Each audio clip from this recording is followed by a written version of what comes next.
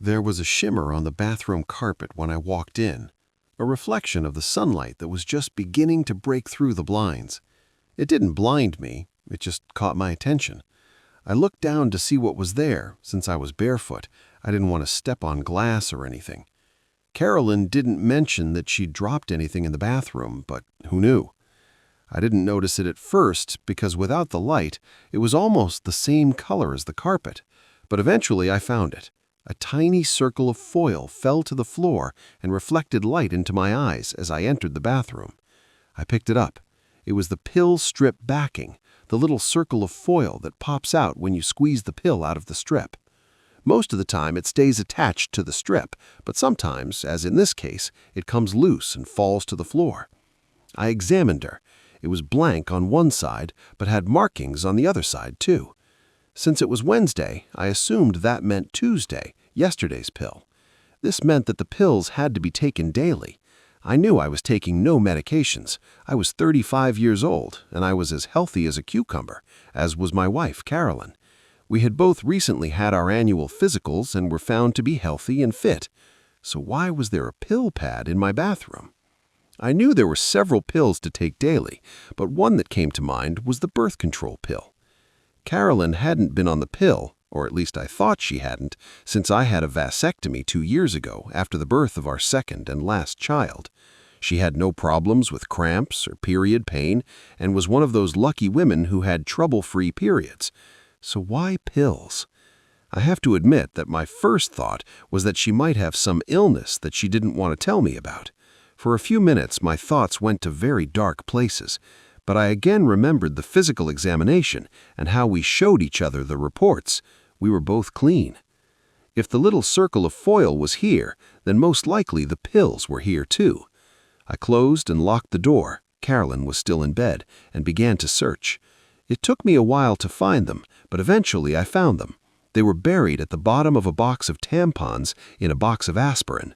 When I pulled out the strip of pills, I immediately recognized them as the ones she had been taking before I had the surgery, and even before that, between our children, when we weren't trying.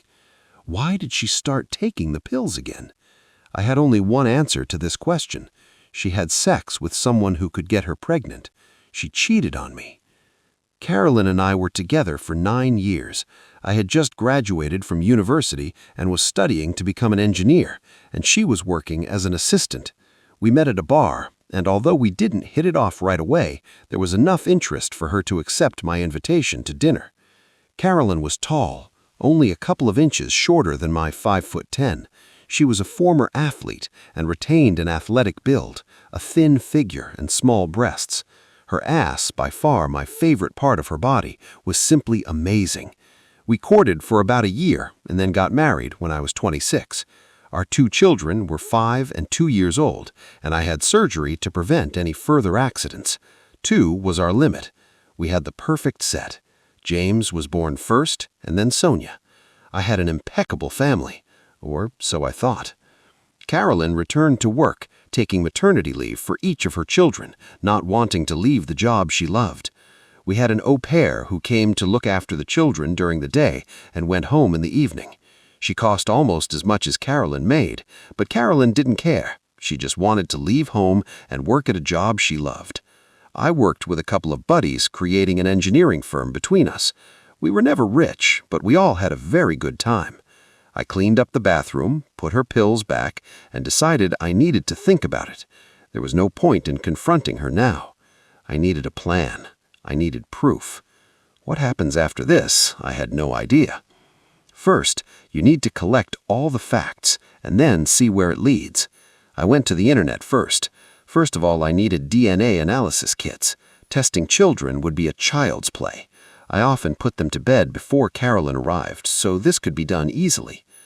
I also ordered surveillance equipment, a couple of small voice recorders that I could hide in her car and bag, and a few tiny cameras that I could hide around the house. I doubted she was doing it there, considering she was rarely in the house when I wasn't there, or at least I didn't think so. I needed access to her phone. I knew about a cloning tool through which I could get a copy of her phone, get all her messages and emails, and even listen to her calls. To do this, I needed to buy another phone. It took several days for everything to be delivered. During this time, I watched her carefully. Carolyn didn't do anything unusual. Our sex life was pretty standard, once or twice a week, usually on the weekends when we both stayed up late in bed. I never smelled anything suspicious on her, and she never jumped into the shower as soon as she got home. Nothing changed. So either she didn't have an affair, or she was being extremely discreet. And either she had an affair for so long that it became second nature. The packages arrived on Friday morning. I asked them to be sent to my office so that there would be no questions. I had DNA test kits, voice recorders, several cameras, a cell phone, and a cloning kit. I was ready to go. That day, I left the office early. When I returned home, the au pair was just feeding the children dinner before putting them to bed. I left her to deal with this matter, and I went and hid the cameras, one in the bathroom, one in the living room, and the third in the bedroom with a good view of the bed. I heard the kids splashing in the bathroom and went to help them get ready for bed. Taking Sonia, I left the au pair with James. Making a swab from Sonia's cheek, I put it in my pocket. Then I laid her down and read to her until she dozed off. When I checked on James, he was still awake, and the au pair was still reading to him. I offered to replace her and let her go home, and she gratefully agreed. It didn't take long for him to take the swab, and in less than 20 minutes, he too was fast asleep. I packaged the swabs, along with the swab taken from my cheek, and put them in the mailbox. The postman will pick them up in the morning.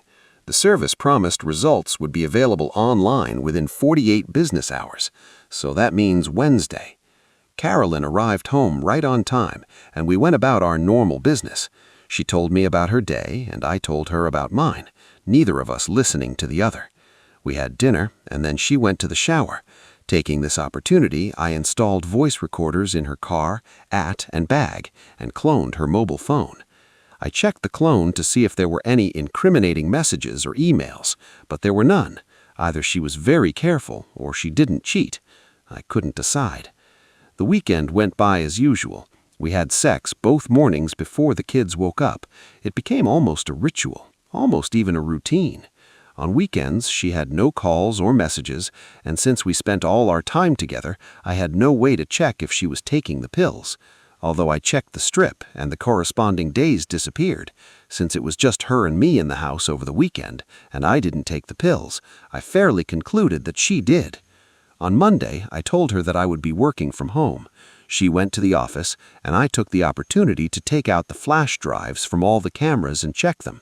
The bathroom camera confirmed that she had indeed taken the pills. But the real surprise was on the bedroom camera.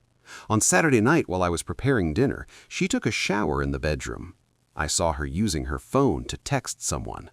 There was nothing on the phone I cloned, so she must have a second phone. It definitely wasn't in her bag, so where was it? I watched what she did with him. When she finished writing the message, she walked over to the ventilation duct and, releasing the latch, opened it, hiding the phone inside.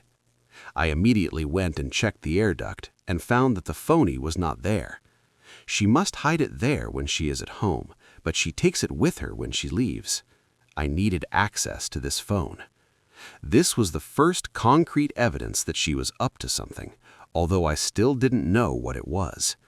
There were signs that she was cheating, but it wasn't certain. I watched the footage of her getting dressed that morning and saw her take the phone from the vent unit and put it in her bag before leaving for the day.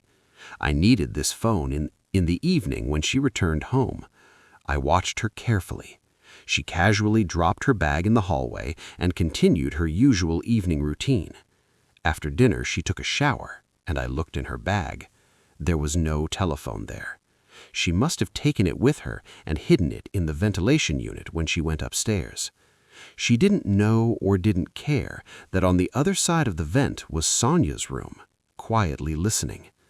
I crept into my daughter's bedroom and opened the window on her side. There was a phone there. I grabbed it, took it to my office, and cloned it onto my new phone in a couple of minutes. I returned it and was almost closing the window when I heard my wife getting out of the shower. I approached and sat down by Sonia's bed and began stroking her hair. When my wife entered, "Something happened?" she asked quietly. I shook my head. "I like to come and sit with one or the other of them from time to time," I whispered, just to remind myself how lucky I am to have two such wonderful children. She smiled. "You are a soft old man," she said. "Come on, let's go before you wake her up." I was able to look at the clone of the phone only the next day. That's when my world collapsed. The sound of my secretary's intercom did not penetrate as I sat in my office chair and stared at the cloned messages, tears streaming down my face. Eventually, she apparently got tired of trying and knocked briefly before entering my office. She poked her head through the door and saw me. Michelle, my secretary, was an emotionless woman who dressed much older than her years. I would give her between 30 and 40 years old.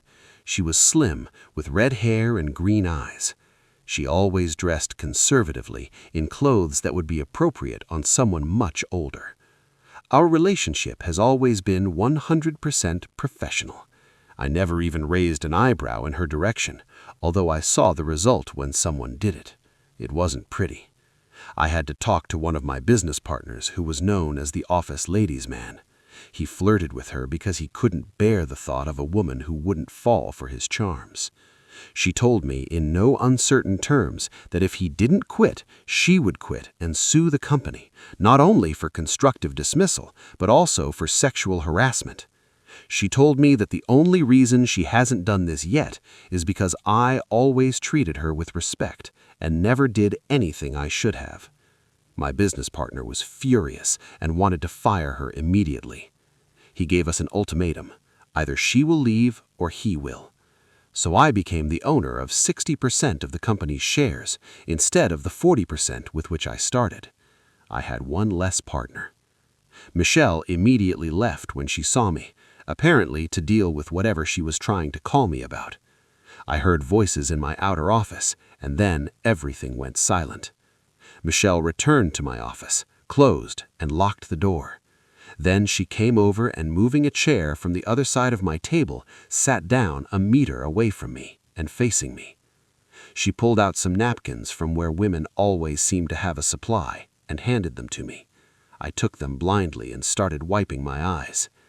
"Tell me," was all she said. I showed her the phone. There were text messages from Caroline and back. The other party was not named. No names were used, but they talked about secret meetings and sex that seemed to go on forever. Whoever it was, he knew her well, talked about things that only I should know about the small mole on the inside of her thigh, about the cute sounds she made during sex.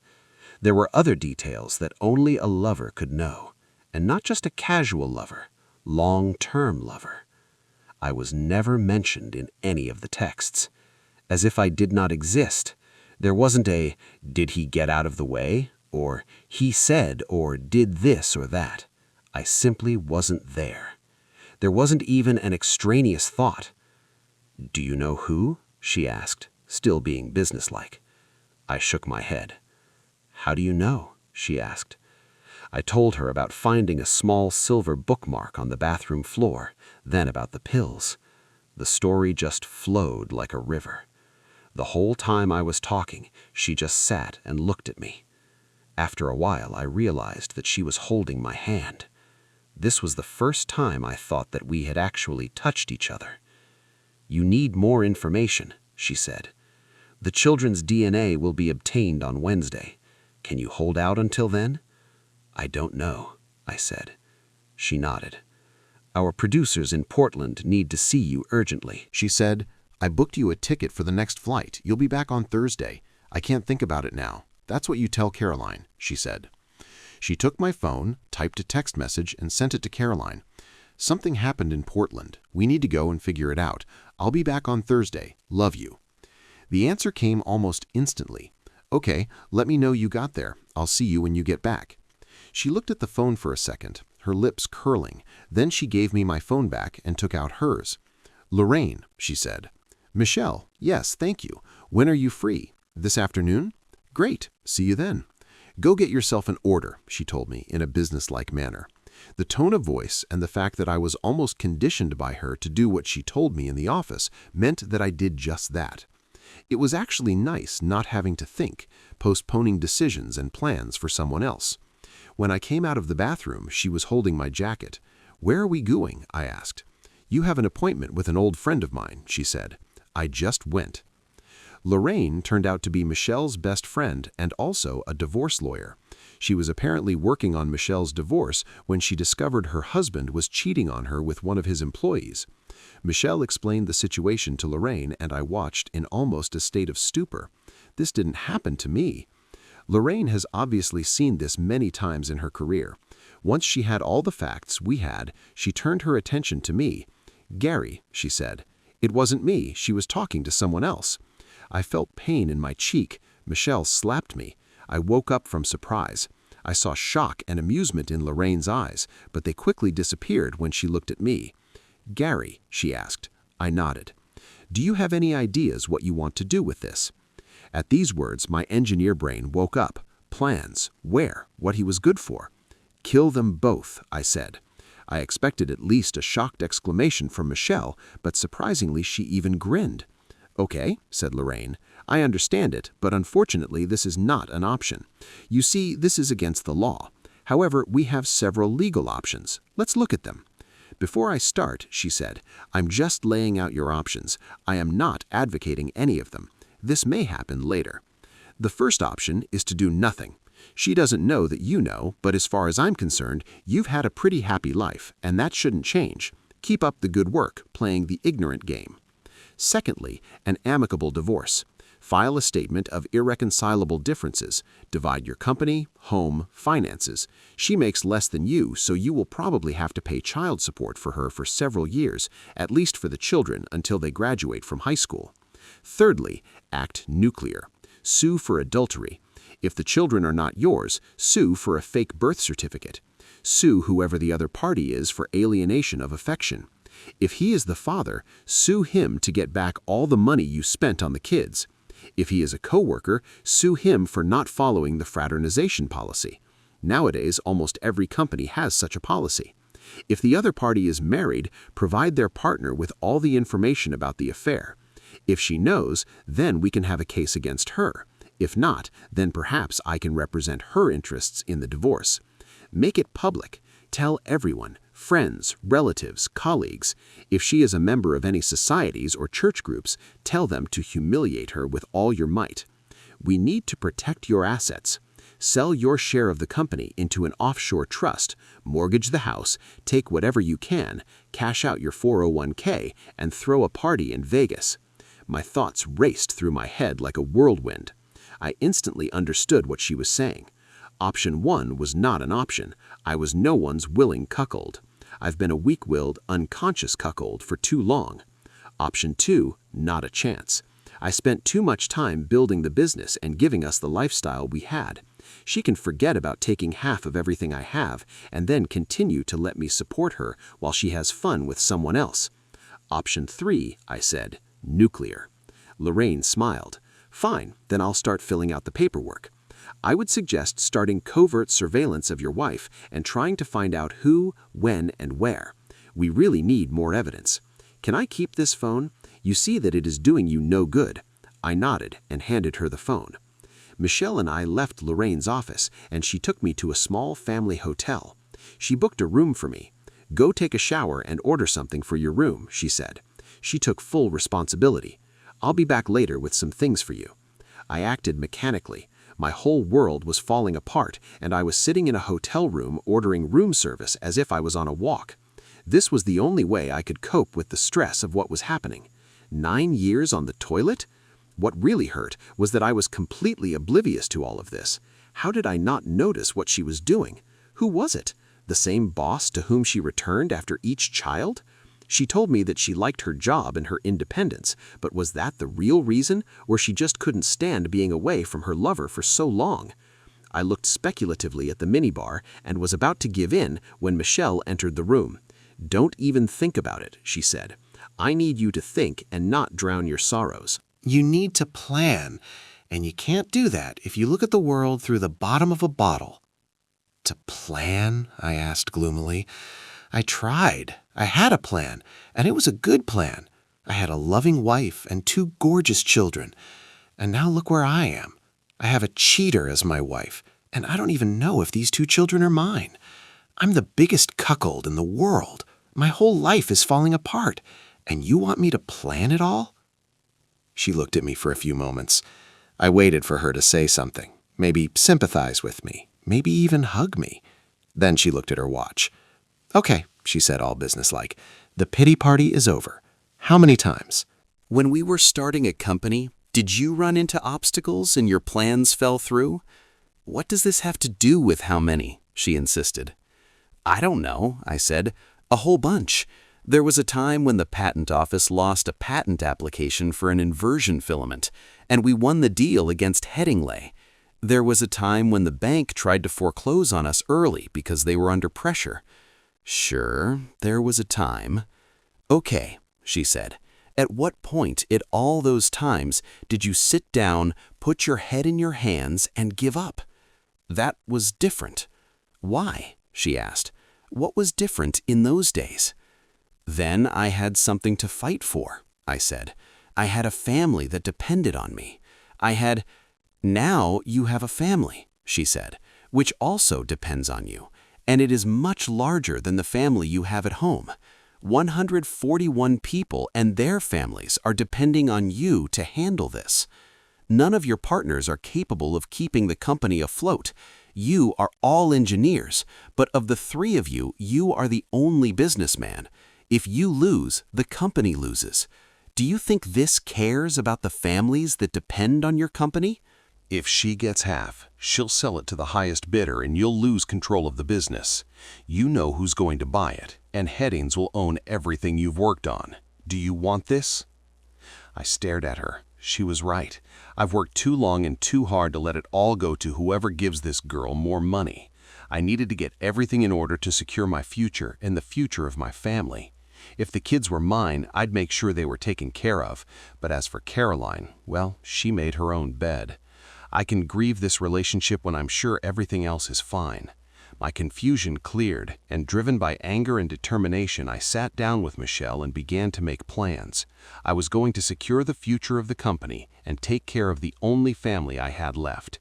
It was the moment I made this decision that everything fell into place. The pain went away. The indecision disappeared. I had no doubts. Michelle saw the change in my expression and nodded in satisfaction. "That's the kind of Gary I need right now," she said. "Someone who knows how to plan for the future." We spent the rest of the evening making plans on how to secure the future of the company. At first, I was in favor of selling my shares in the company to partners, but Michelle rejected this idea. She felt that I could not trust them to run the company or leave it in my hands once they became the majority shareholders. They will destroy it to the ground. I need to maintain control. In the end, we decided that we could create an offshore trust to which I would sell the company at market price. I would then remain with the same trust as the CEO on minimum salary. I would earn virtually nothing. Because the trust was offshore, the courts would have no jurisdiction over its documents, so the owners of the trust would not be known. Now I was a millionaire, at least on paper, or would be when all this was done. I needed to get rid of all this capital.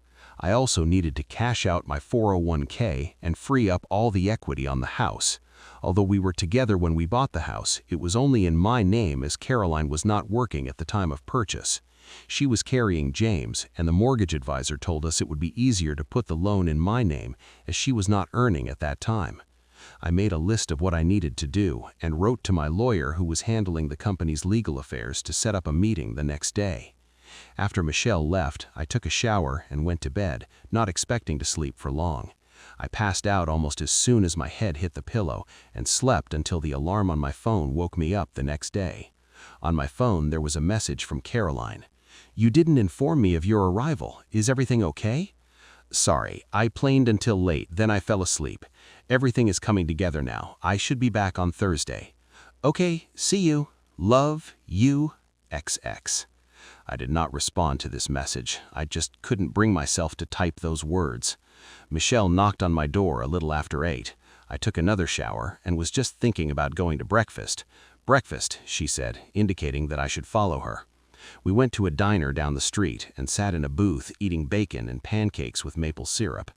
Part of me couldn't understand why I was acting this way, as if my world didn't collapse and my heart didn't burst out. My reasoning was that at some point, when the dust had settled, it would all come down on me. However, I did not want this, but for now, I needed to work. Brian Spencer, Michelle said, calling the name of my lawyer, called and said he had time at 10 to meet with us. We can go to your bank first and cash out your 401k and also release equity from your house. Before we go there, I understand that consolidating my money is worth it, I said. But there is still a record that I had it all. Can't the court just order me to pay her half? Only if you still have them, Michelle grinned. That's where Vegas comes in. Once you have all this capital, you go and spend a week in Vegas and blow a lot of money and all this before you file for divorce.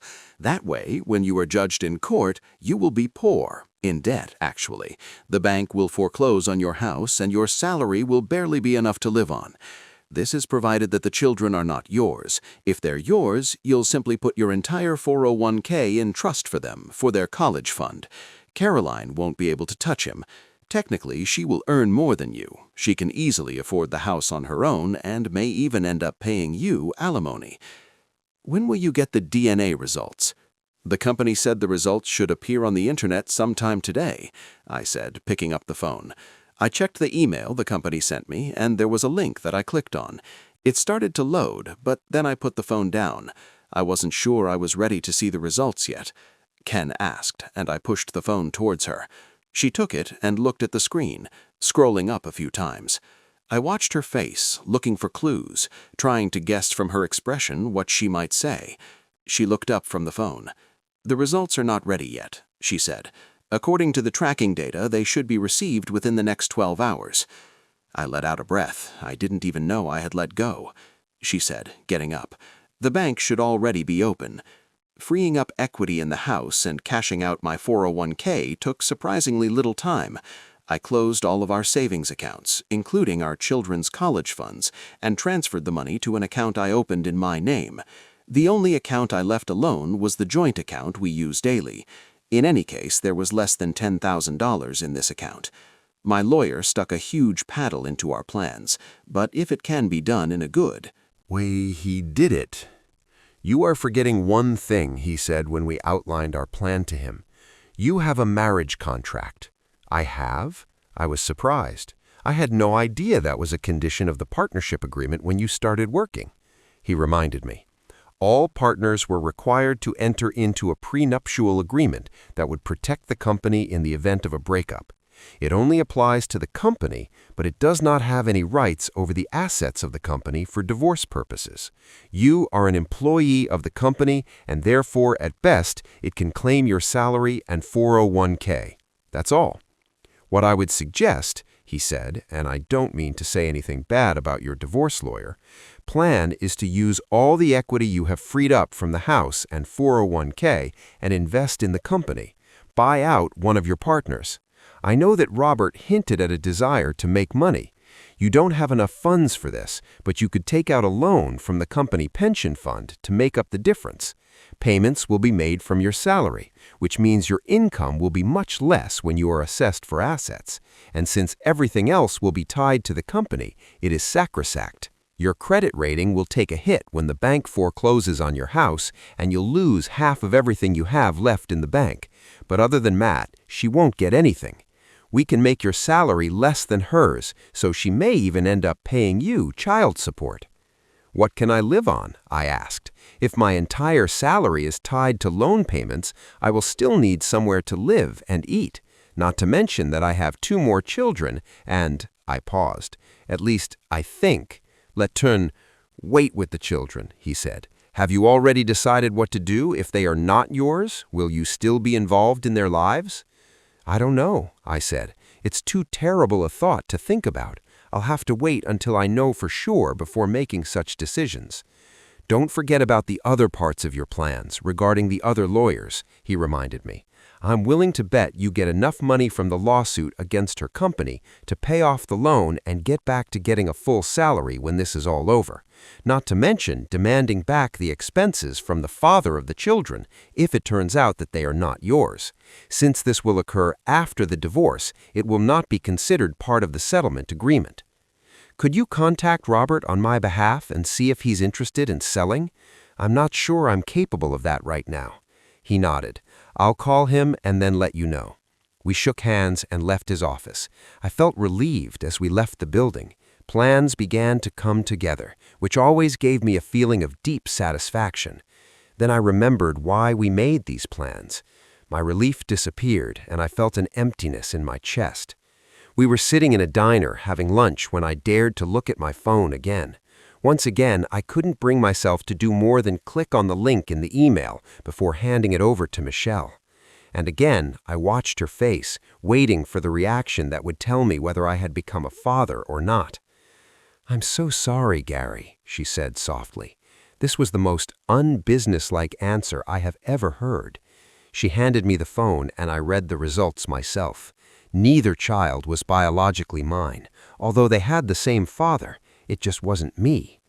The double whammy of losing both my children was replaced by the rage I felt at the betrayal. Not only did she pass these two children off as mine, but she also convinced me to have a vasectomy, which meant I could no longer have my own children. "Gary," Michelle snapped, bringing me back to myself. "Now is not the time or place. Keep calm. We will get through this. I promise." I took a few deep breaths, suppressing my anger. I really wanted to cause serious physical harm to someone. I even thought about hiring a hitman to kill the bastard who fathered the children who were supposed to be mine. Michelle pulled herself together again and led me out of the diner. "Lorraine called. She wants to see you," and we headed to Lorraine's office. Lorraine looked gloomy when we entered her office. "I have a preliminary report from a private investigator," she said. "Obviously, Caroline wasted no time. Last night, a man came to your house and stayed the night. We couldn't look inside." "I have cameras installed in the house," I said. "I can go swap the flash drives and we can see what happened." "Okay," she said. "Go ahead and do it now, and then we can make a plan. I'm guessing the information on these flash drives will be important." "There will be an au pair there," I said. "I can't go back. It is believed that I will be out of town on business." Lorraine checked her phone. "The au pair is at the play center with Sophie and James," she said. "I'll keep an eye on her and let you know if she comes out." My house was about 30 minutes from Lorraine's office, and Michelle was driving fast. We got there without incident, and I changed the flash drives. He quickly examined the house, but did not see anything untoward. We then returned to Lorraine's office. We checked the flash drives. I decided not to look at the one in the bedroom. I didn't need to see what was happening there. It was clear that we were talking about a man as soon as he walked through the door. As I suspected, it was her boss, the man she worked for the entire time we were together, Bill Wright. What?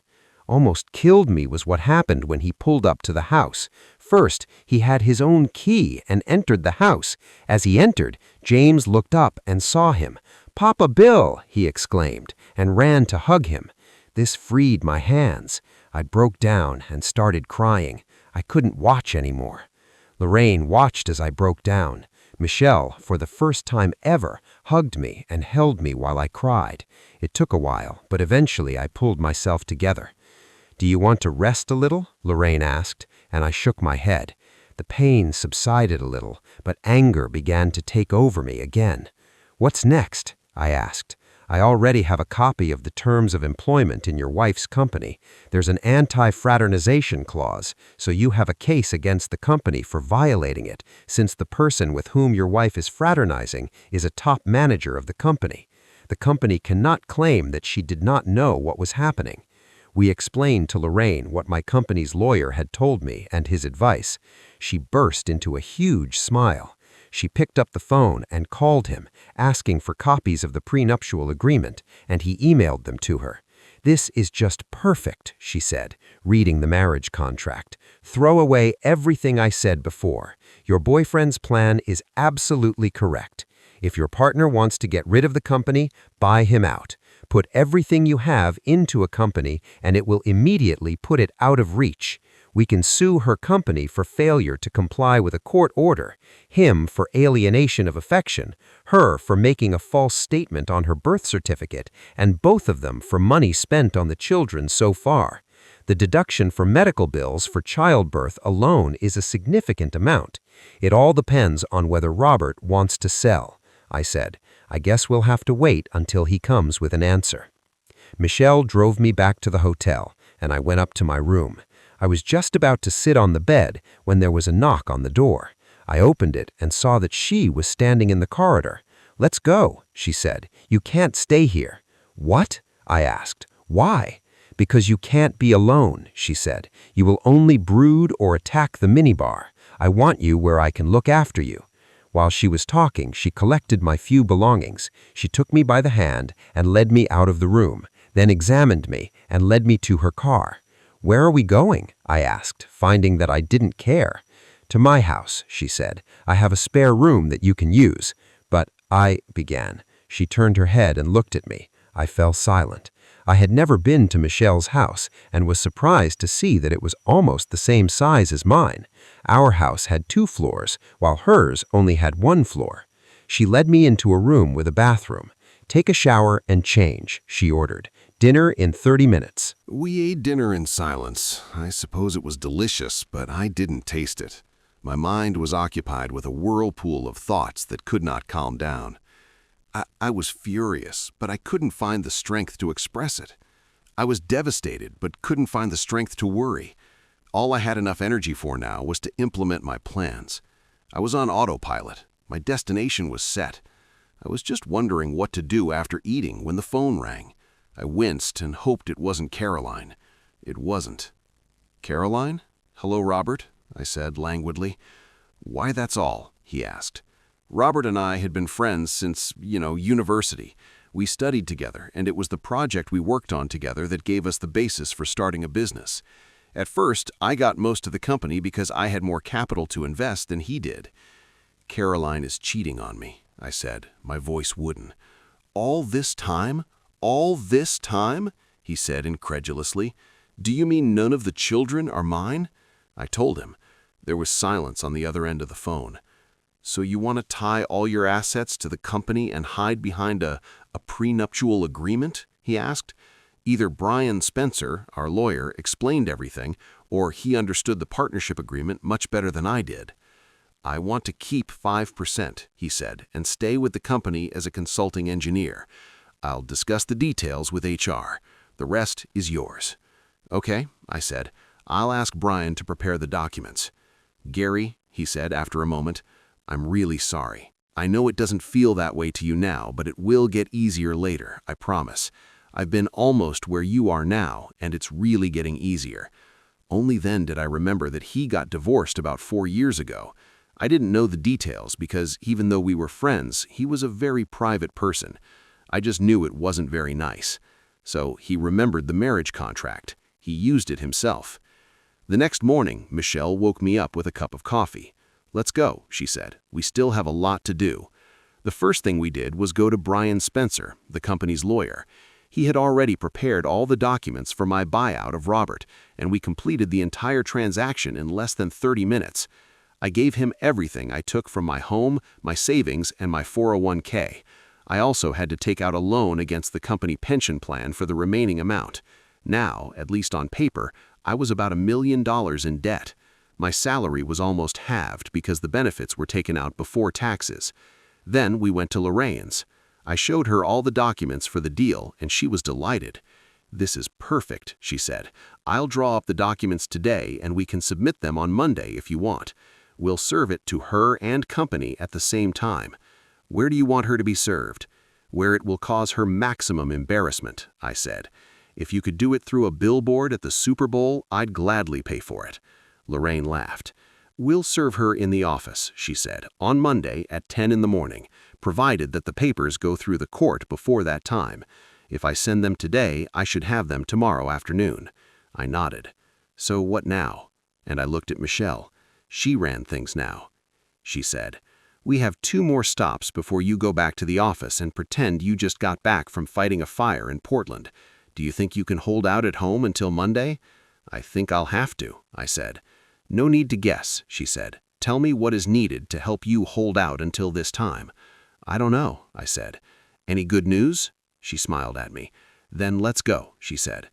To my surprise, we stopped at the medical center where I had all my checkups and where I had the procedure that meant I would never be a father from now on. "What are we doing here?" I asked. "Did you want good news?" she said. "Let's go."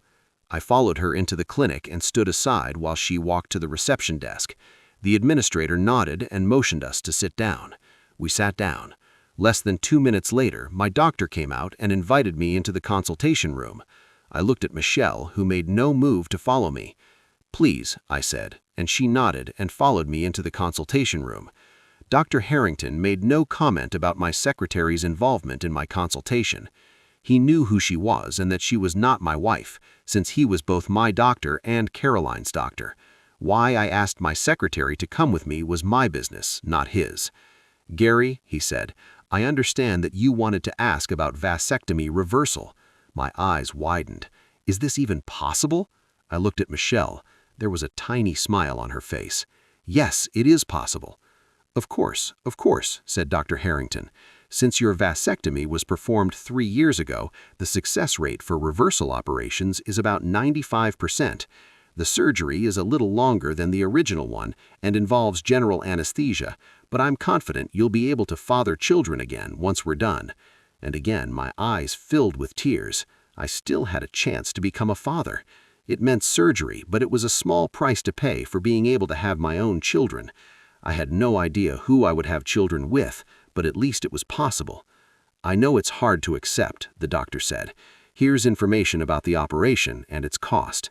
Unfortunately, it will not be covered by your insurance. If you would like to proceed, please let me know and we can schedule you for testing." "Thank you, doctor," Michelle said, standing up and taking the information from him. "We'll be in touch." Standing up, I also allowed her to lead me out of the clinic and toward her car. "Is this good enough news?" she asked, smiling softly at me. In an impulse, I hugged her and pressed her to me. "Thank you," I said, burying my face in her hair. Then I realized what I had done. I instantly let go of her and stepped back. "I'm so sorry," I said. "Gary," she said softly, "everything is fine." We got into her car.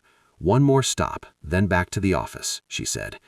I visited Bill Wainwright's house several times during the years that Caroline worked for him. He and Stephanie lived in a nice area just outside the city. It was a gated community. They held some corporate events here. "Why?" I asked. Michelle simply got out of the car and walked to the door of the house. I followed her. She didn't even have to knock. Stephanie was told by the security guard who let us into the area that we were on our way, and she was standing at the door waiting for us. "Gary," she greeted. "You must be Michelle, his secretary. Was it you who called?" "Yes, and it's me," Michelle answered. "Come on in," Stephanie said. She led us into an office-like room off the hallway. I've never been in this room. Judging by the photographs on the table and on the wall, it was Bill's office, but she sat down at the table and pointed to the chairs opposite. She seemed to have decided that this was not a personal call. "How can I help you?" Stephanie asked, looking at me. I sat and looked at her, unable to speak. "Did you know?" I finally asked. Stephanie sighed sadly. "No," she said. "I suspected, but didn't know. I could never find any evidence, nothing that I could take to a lawyer. Otherwise, I would have taken the bastard for every penny he had." "Get in line," Michelle muttered. "Do you have evidence?" Stephanie asked, and I nodded. "Proof that none of my children are mine? That they have the same father? Video of him and Caroline at my house, where my son calls him—" I couldn't finish this sentence. The lump threatened to choke me, and I was lost again. "Oh, Gary, I'm so sorry," she said. "I suspected for years that he and Caroline, but he was so careful. I followed him, checked his phone, email. I even challenged him, but he managed to convince me that I was just paranoid. The cops I used didn't find anything. Honestly, if I were sure, if I had evidence, I would immediately come to you. But I couldn't ruin what looked like a happy marriage based on suspicion alone. I needed to be sure, and I couldn't get any proof. "What are you going to do?" she asked. I wondered if I should tell my enemy's wife about my plans. It is unknown whether she will tell him everything as soon as he returns home. It might have been too late for him to do anything meaningful, but I wanted it to be as shocking for him as it was for me. "The question is, what are you going to do?" I asked. "Now you have proof." She smiled slightly at this. "I understand," she said, "and I don't blame you. I wouldn't say either. If you have the name of a good divorce lawyer, I would appreciate it." Michelle took a business card from her purse and handed it to her. "Thank you," she said. "Will a week be enough?" I nodded. "Great," she said. "I'll contact—" She showed the card, and I agree with her. She stood up. Obviously, our meeting was over. Michelle and I stood up. Stephanie came over and gave me a quick hug and a peck on the cheek. "Again, I'm so sorry," she said. "Look after him," she said to Michelle, who flinched when she hugged me. "He deserves better than what that did to him." We returned to the office, and I spent the rest of the day finishing up the things I had to do while I was in Portland. At the end of the day, I went home. Michelle knocked on my door at her usual time, looked in, and said she was going home. She was back to being the professional she always was. This also left me feeling lost. I felt like I was starting to get a little closer to her, but that must have been just my imagination. I wished her good night, thanking her for her help. I worked late at the office and had a lot to catch up on. Message from Caroline arrived around 8. "What time will you be home?" "Probably another hour or two. I need to finish up some things after the trip. I'll probably be asleep already. I have to get up early in the morning. I love you. XX." And again, I could not bring myself to respond to this message. I continued working until almost 11. I really wanted her to be asleep when I got home. The less I have to communicate with her, the better I will feel. When I returned home, the house was in darkness. Nothing seemed out of the ordinary. I stopped by to see Sonia and James. They were both asleep and looking as adorable as ever. I felt a sob welling up in my chest and had to hide in the bathroom.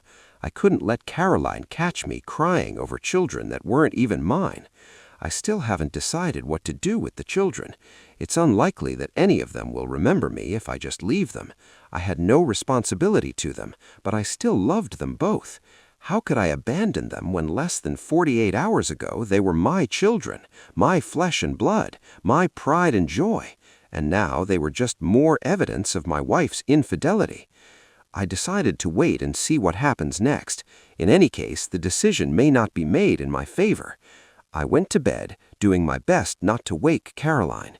I didn't fall asleep right away, and when the alarm clock woke me up in the morning, Caroline had already left. When I entered, the housekeeper was in the kitchen feeding the children. I looked at her. She should have known. It's impossible that she doesn't know. Was she really still looking at me and laughing at the stupid lob who couldn't even satisfy his wife? Did she know that the children weren't even mine?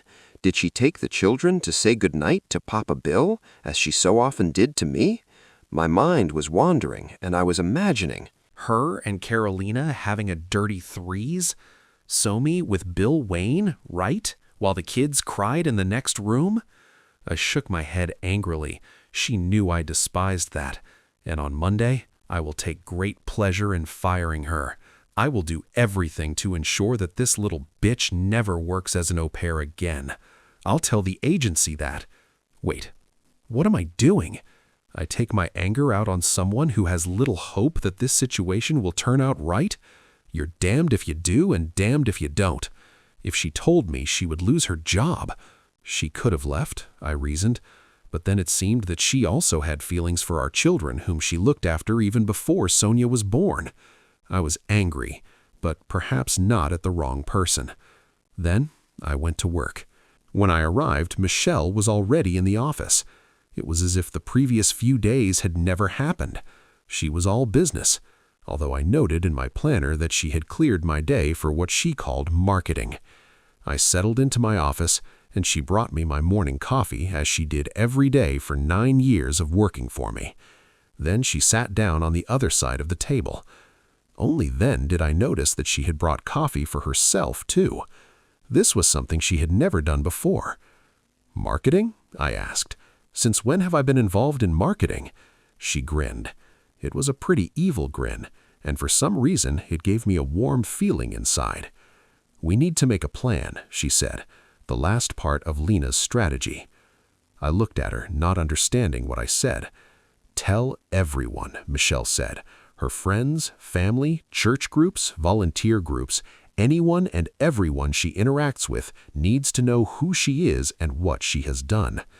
"It won't put me in a good light," I said.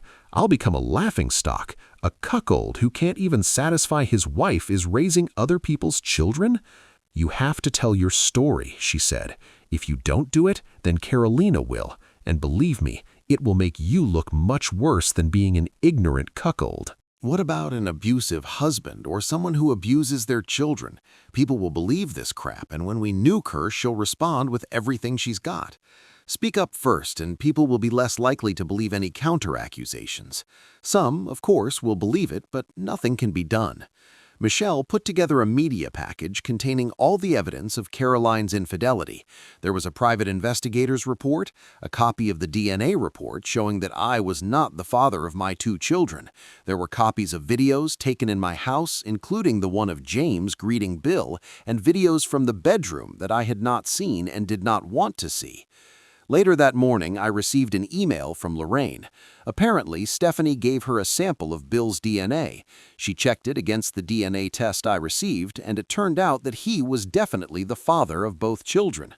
I paused. Children, I thought. Suddenly, I stopped thinking of them as my children. We included this new information in a package and prepared them for submission. They will be sent to Caroline's parents, my parents, and Caroline's brother and sister, who I was very close to. Electronic copies will be sent to all her Facebook and LinkedIn contacts, as well as anyone else I can send them to. Those addresses to our immediate family. I paid a courier company for delivery at 10 in the morning on Monday, the exact time the balloon moon was supposed to rise. I just needed to get through the weekend. I had a plan to do this. Since I'm an engineer, it took me less than an hour to design and build the small device. It had a motor, a timer, and a battery. I could set it up so that the motor would spin, creating a vibration after a certain amount of time. When I got home on Friday night, I hid the device under Sophie's pillow after the au pair left. It was supposed to go off at 6 in the morning the next day, which is about the time we usually wake up. This would wake Sophie up and therefore eliminate our weekend morning sex. Everything worked perfectly. I was woken up by Sophie coming into our room and climbing into bed with us. As a result, no sex. I smiled to myself. I managed to keep myself busy for the entire Saturday, doing all the things Caroline had asked me to do for months. When she commented on this, I simply said that it was high time they were done since she was pestering me for so long. On Saturday night, when unexpectedly Caroline tried to provoke me into sex, I pretended to be asleep when she came out of the bathroom, and on Sunday, her daughter came back to her room, having been awakened from sleep by my device. On Sunday, we decided to go for a walk with the children and spent the whole day at the zoo. There were several times throughout the day when I looked at Caroline, the woman I loved, the woman I thought loved me, and the 2 children I cared for thinking they were mine, and I almost broke. I bit the inside of my cheek until it bled trying to contain my emotions, but I made it through the weekend. On Monday, I was excited. I told Caroline that I would work from home. I wanted to talk to the au pair. Caroline left for work at her usual time, poking her head into my office to tell me she was leaving. I pretended to be engrossed in email and just grunted in response. You could hear her car leaving the garage and the door closing. I looked at the clock. 8:15. The au pair knocked on my office door. She wanted to take the children to the play center, but I said no, they should stay at home. This surprised her. I had never turned her down before, but she just nodded and went back to the children. I heard how upset James was that he couldn't go, but he really wanted to. A little after 9, Michelle arrived at the house. I was surprised, but let her in. For the first time since I've known her, I made coffee for her. At 9:30, we had a conference call with Lorraine. "Gary," Lorraine said, "this is your last chance to stop. I'm not saying you should, I'm just saying that if you changed your mind over the weekend, now is the time to say it." "No," I said, without any doubts. "Then I'll see you on the other side," Lorraine said. Everything was ready. I kept an eye on my email inbox, waiting for service confirmation emails to arrive. At exactly 10 a.m., the first one arrived, the second 3 minutes later, and the third 5 minutes later. Then my phone rang. It wasn't Caroline as I thought, but my mother. "Gary?" "Hi, Mom," I said. "What's happening?" she asked. "Did you read the package I sent?" I asked. "Yes." "Then you know as much as I do," I said. "Caroline has been cheating on me, probably my entire married life with Daddy Bill." At these words, her eyes widened. "So no, Caroline," I continued, "I don't care what you have to say. My lawyer card is in the package you received when you were served. If you have something you think I should know, talk to her." "What about the children?" she asked. "What children?" I answered. "I don't have children, and if it were up to you, I would never have them. I would ask why you did this to me, but I don't want to hear another lie. I'm not interested in your excuses, justifications, or reasons. I want this to end so I can pick up what's left of my life and move on." I called the au pair into the room. She could hear me because my office door was open and she was only in the next room. "You're fired," I said immediately. "Leave immediately." "What?" she said. "Why?" "Because you covered for her," I said, pointing at Caroline. "You knew she was having sex with her boss, and I don't know if you knew the kids belonged to him and not me, but you definitely knew what was going on. I have video evidence of you talking to Bill about children. Get out." "Caroline," said Caroline, "you can't fire her. I pay her salary." The au pair's face lost color. Not only did she lose her job, but she was removed from the agency's books. This would make it almost impossible for her to find other domestic work. The agency's talk. "Now, get out," I said, and she ran away. "Did you have to do this?" Caroline said. "She shouldn't have." "You started talking again," I said. "I told you I don't want to hear it. What I want is for you to get your things, get your kids, and get out of my house." "This is my home too," she said. "According to the documents, no," I said. "It is registered in my only name. So until the courts rule otherwise, get the hell out." "Out!" She jumped slightly when I shouted. James entered the room. "Mommy!" He said Sonia fell. Caroline, with a stunned expression on her face and tears running down her cheeks, stood up and walked towards her daughter. I closed my office door and stayed inside while she packed her things. A few minutes later, she returned, holding Sonia in her arms. "Are you going to say goodbye to Sonia?" "Not this," I said. "She is not my daughter, and he is not my son. Take them to Papa Bill and let him take care of his children. They have nothing to do with me. Get out!" She heard the front door close, and a few minutes later, her car started up. She is gone. I released the breath I had been holding for what seemed like an eternity and crashed to pieces. I didn't hear the door open, and I jumped when a pair of arms wrapped around me, and I fell with my head in my hands. I looked up and saw Michelle holding me. She pulled me to her and hugged me as I sobbed. It took me a while to pull myself together again. I just threw away 9 years. My marriage, my children, my life are gone. I really didn't want to look at the world anymore. Michelle took matters into her own hands again. "Let's go," she said. Lorraine said it would take Caroline about 4 hours to get an emergency warrant to occupy the house because she has children and this is a matrimonial home. She will be back. Do you really want to be pleased by her throwing you out of your own home? We collected some of my clothes and all the important documents.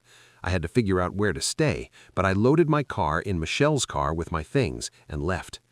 We first went to the office where I was serviced. Later that day, Lorraine called me to wait for the presentation. There was not only an order to occupy the house, but also a restraining order, meaning that I was forbidden to come within 100 meters of the house. If I want to pick up anything, I will have to make an appointment and be accompanied by Caroline's attorney at my expense. Not understanding what was happening, I discovered I had moved into Michelle's spare room.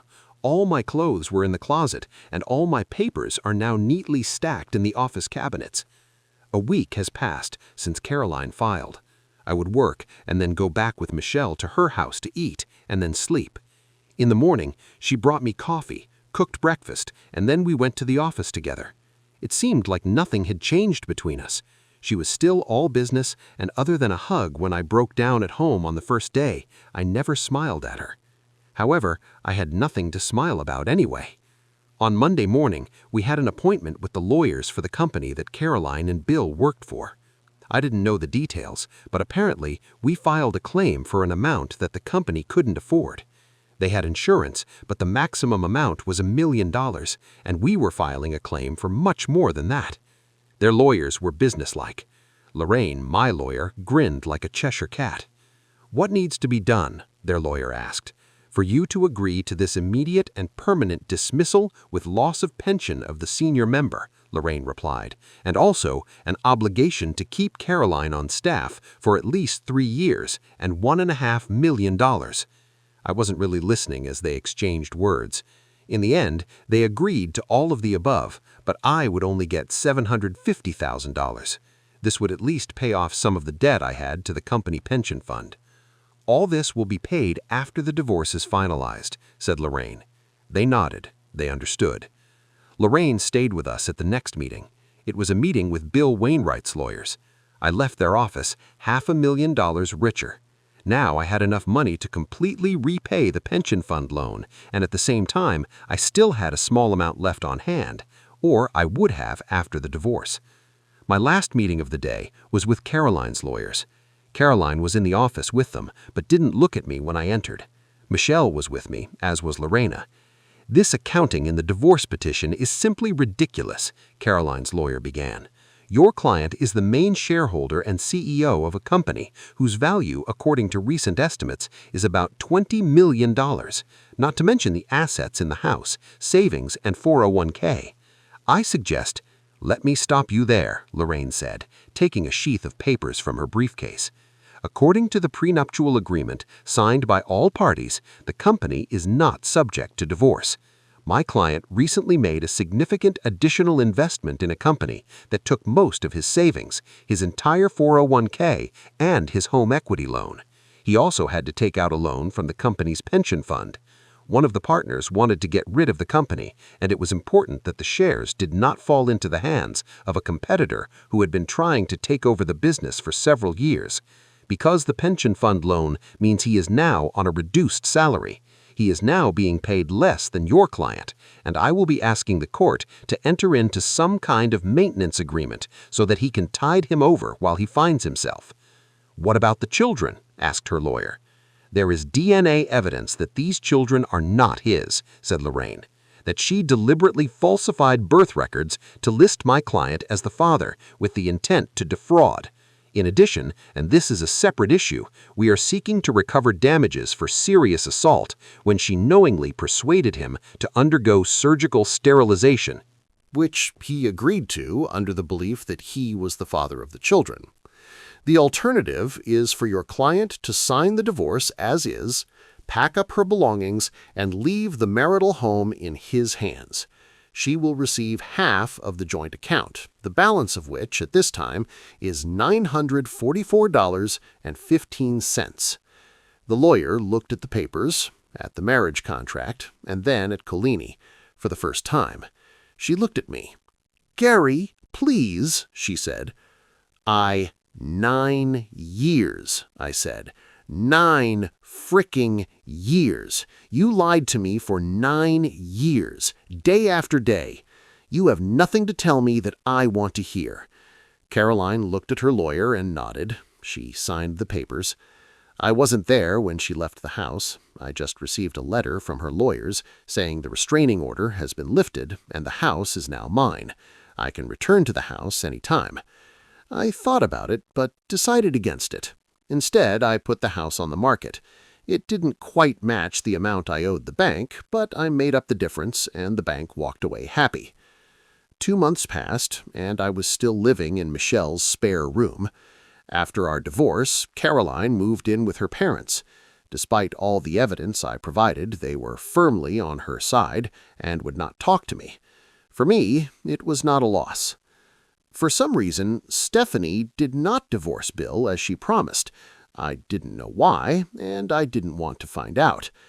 Because he lost his corporate job and pension, they had to sell their house in the gated community and move into a small apartment. Bill still had connections and skills in the market, so he was able to find a reasonable job and earn a living, although not as much as before. I don't know if she and Caroline met. I haven't seen her since that day at her lawyer's office and had no interest in doing so. I was sitting at my desk at work when Michelle knocked and entered the room without waiting for an answer. "Bill Wainwright is dead," she said, without prelude. "What?" I asked. "How?" "Apparently, Stephanie caught him with Carolini again," she said. "She shot him." I leaned back in my chair, a huge grin on my face. I tried to remove it, but couldn't. "Nothing could have happened to a nicer guy," I finally said. Michelle laughed. "Are you angry?" I asked her. "Because I'm happy about this?" "Not at all," Michelle said. "This bastard got what he deserved. By the way, this just arrived." She placed an official envelope on my desk. I looked at him in awe. We both knew what was there. I took it and opened it. "That's all," I said. "I'm finally a free man." "Finally," Michelle said. Then she did what I least expected. She kissed me. It was not a peck on the cheek or even on the lips. It was a full-fledged kiss with tongue, lips, and curling fingers. When she finally released me, I sat back in my chair, gasping, startled and tense as the mainmast of a T-clipper. She giggled, looking down and seeing my obvious excitement. "For 9 years," she said, "I took care of you. You are the most perfect man I have ever met. You never even looked at me the wrong way, checked my legs or butt, or groped me, and I loved you for it. I've been waiting for you for 9 years, and now you are free. I know that you have always respected me, and this is also a kind of love. We are a great team. I know you as well as any wife knows her husband, and if you think about it, you know me just the same. Give me a chance to show you that not all women are lying, unfaithful, treacherous beeps. Please." I was stunned. I remembered all the time I spent with her before I found out about the betrayal, and I thought about how I treated her. I vehemently defended her against my business partner, to the point of getting him kicked out of the business. Then I realized that I had, and still have, real feelings for Michelle. I realized that it was impossible to work closely with someone for so long and not develop something. While I was with Caroline, there was no need to explore these feelings, to evaluate them. But now there was definitely such a need. "Do you have anything to say?" she said. There was an expression of concern on her face. This was the first time I saw her unsure. "How many?" I asked. She looked puzzled. "How much of what?" she asked. "Children," I said. "How many children should we have?" Subscribe to our channel so that your second half doesn't cheat on you, and go ahead and listen to the next story because this story is nothing compared to the next one. If you're under 18, don't even think about listening to the next one.